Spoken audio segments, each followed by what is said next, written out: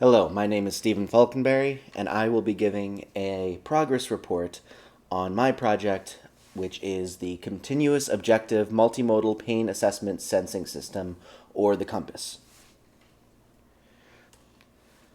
As a brief reminder of what this project is about, the COMPASS system consists of multiple sensors that record a variety of physiological signals. This data that is collected from these sensors is used to observe a subject's physical reaction to pain. Included in this system are a sensor to measure pupil diameter, EEG sensors, respiratory rate sensors, blood pressure cuffs, galvanic skin response sensors, blood volume pulse sensors, EMG sensors, a skin temperature sensor, as well as facial recognition software and a survey. This system was originally developed by the IHMS lab at Northeastern University. The motivation behind developing this system was to create a quantitative way of measuring pain.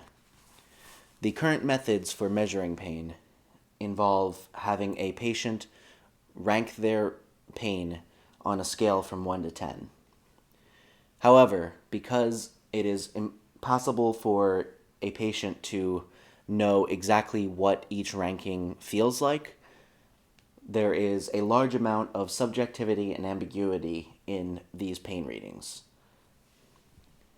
Therefore, in developing a quantitative way of measuring pain, this system hopes to remove some of that subjectivity or ambiguity from these readings.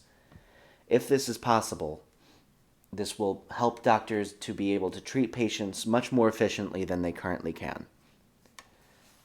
If they have a better understanding of exactly what the severity of the pain a patient is experiencing, they will be able to better administer treatments and prescribe pain medications.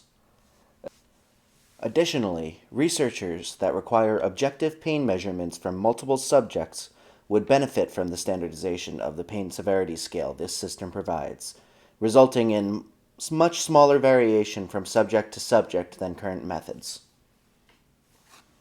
The goal of this project specifically is to use the COMPASS system to observe chronic pain patients rather than the healthy subjects that have been studied to date.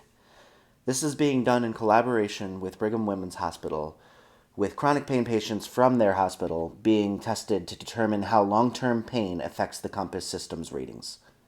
Some interesting questions that can be looked into relating to this include whether a patient can become desensitized to pain and will have less of a physical reaction than a healthy subject, and also whether the chronic pain patients have a higher baseline reading for some of these physiological signals as compared to healthy subjects.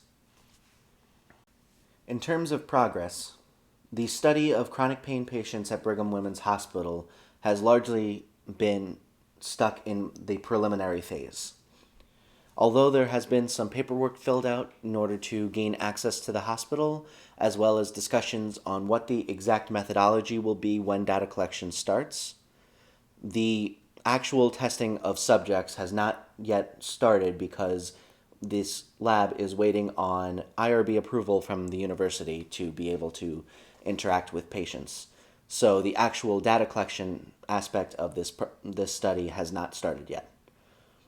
However, while waiting on IRB approval to be able to start testing chronic pain patients, I have recently obtained the data from previous studies and have begun to brainstorm new ways to present this data. Although currently I've only attempted to recreate some of the graphs that were already created for these studies, once this is accomplished, I plan on reinterpreting the data in new ways to better visualize some of this information. Some of these graphs, although informative, can sometimes become a little bit cluttered, so I hope to possibly find ways to make it a little bit clearer on exactly what the graph is portraying, and also hope to possibly find ways to show the scale of pain readings rather than just in a pain state versus no pain state. So, while waiting for this IRB approval to go through, I plan on continuing to reinterpret the data to create new graphs and visualizations of this previous study data.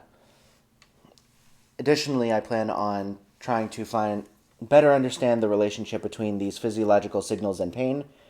And then once this IRB approval goes through, I plan to finalize the research methods of the chronic pain study and begin gathering data from the patients and performing preliminary analysis on the new data gathered.